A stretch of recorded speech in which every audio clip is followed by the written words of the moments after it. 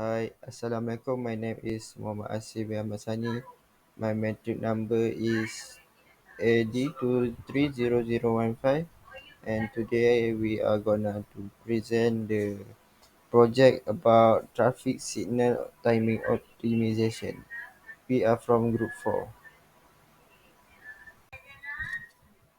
Next, this slide is about our team member, and there was five team member of this group, and this is all their profile and their name and metric number.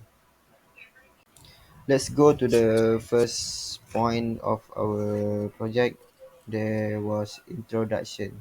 So I will present the introduction about our project, and the introduction is optimization traffic signal timing improve the urban transportation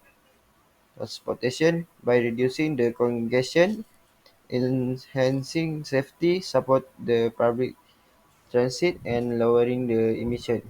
And this project will modern adaptive system handle dynamic condition, fostering the efficient, sustainable, and inclusive city. This project will make the user will be more safe and will reduce the time of the travel. Bismillahirrahmanirrahim. Assalamualaikum warahmatullahi taala wabarakatuh. My name is Muhammad Zulfikri bin Muhammad Afandi. My metric number is AD220045, and today I want to explain my part, which is problem statement.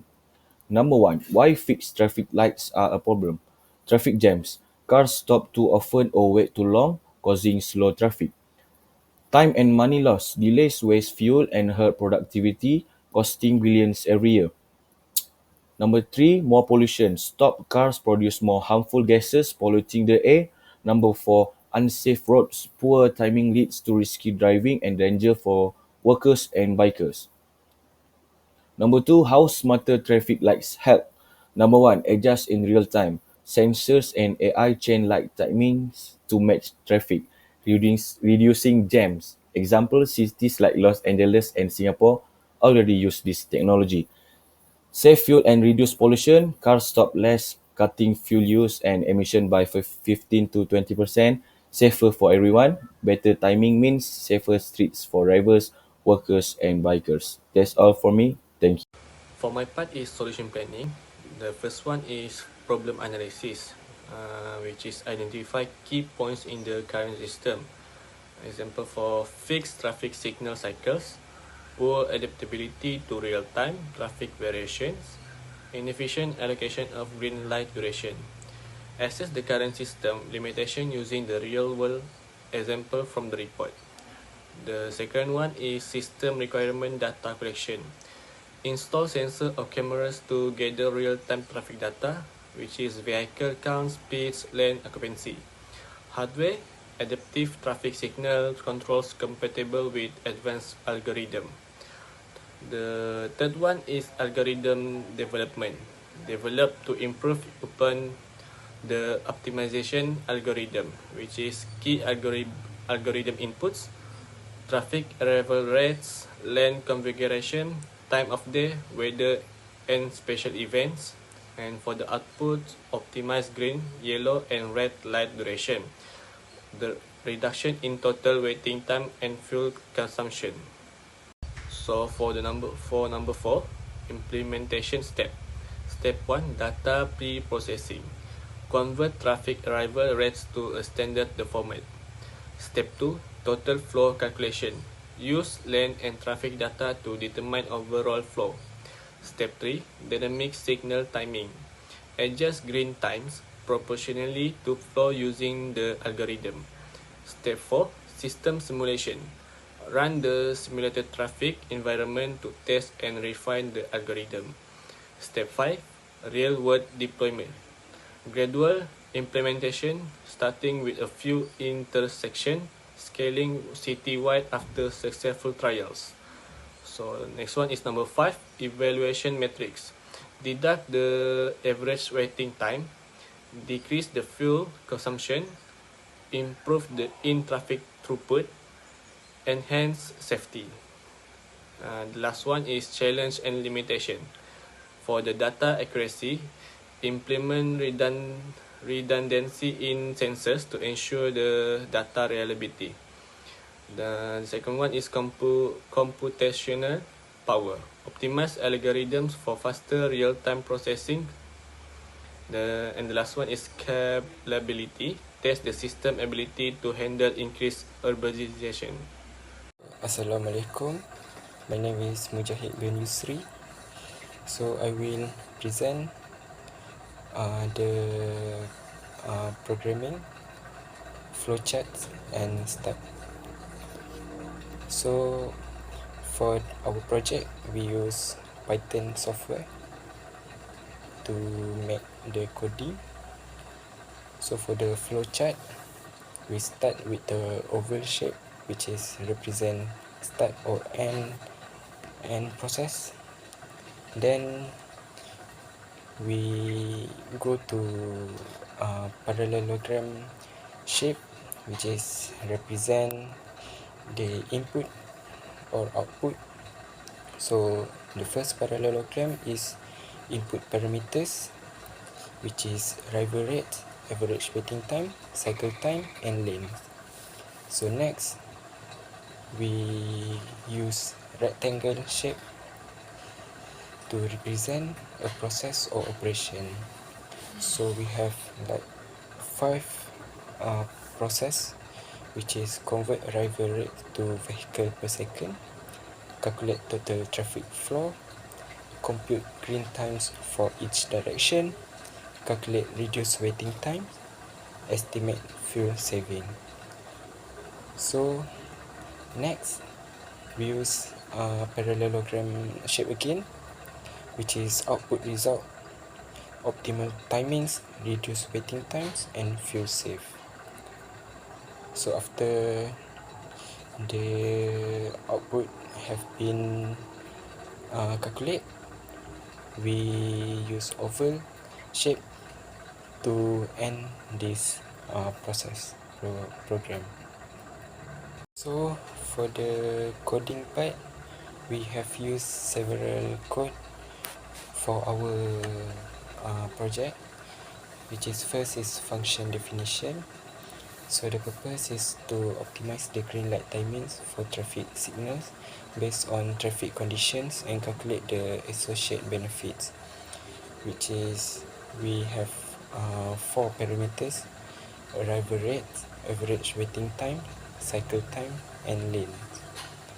So next we use code to calculate total flow, which is to compute the total traffic flow by multiplying each direction arrival rate by its corresponding number of lanes and summing them. So this is to total the flow helps determine how to proportionally distribute the green times. Next, we use Python code to calculate initial total waiting times. So this is to estimate the total waiting time for all vehicles before optimizing. Also, we use code to calculate fuel savings. So what it does to approximate fuel savings based on reduced waiting times. So for our project, we assume 5 liters of fuel are safe for every 1000 seconds of reduced idling. So this is to quantify environment benefit. Next, we use code to for the return result. So this code, what it does, it to returns a dictionary containing. So for our project, the objective is to optimal green time for each direction, to find the total reduced waiting time and the estimate fuel saving. So lastly, the example executions. So this is to test the function with specific inputs to calculate and print optimization result. Then we use print to print the result. So this will iterate through the result dictionaries and display the calculate value for green times, reduce waiting times, and fuel saving. So that's all for coding part. Okay, so for the calculation, I'm going to discuss this topic. So from our calculation, we've got 6 steps. The first step would be determine traffic flow. That is measure the average number of vehicle per lane of the traffic flow during peak and off peak hours all approaches for all approaches. Okay. Second of all, calculate saturation flow rate. This is for the maximum number of vehicle that can pass through an intersection under ideal condition. Typically expressed as vehicle, hour, lane. With all of the data, we could know the flow rate of the traffic. The third would be determine the cycle length with using Webster formula. Webster formula is optimal for the cycle length to minimize the average delay. So yeah, we can get the cycle of the traffic. So the fourth would be allocate green time. So when the red light turns green, we can divide the green time proportionally among phases based on critical flow ratios. The fifth would be evaluate delays. So in traffic jams, there would be delays among the cars. So we would calculate the average delay per vehicle using the delay formula. Lastly would be simulation and iteration. So using all that formula and calculation, we could run a simulation to simulate the intersection using tools like synchro, vsim, or custom programming to test the effectiveness of the timing plane adjust based on our data and result. So that's about it from me. So for the conclusion, improving traffic light timings based on things like how many cars are coming, how long cars are waiting, the length of the signal cycle, and how many lanes there are can really help traffic move better at busy intersection.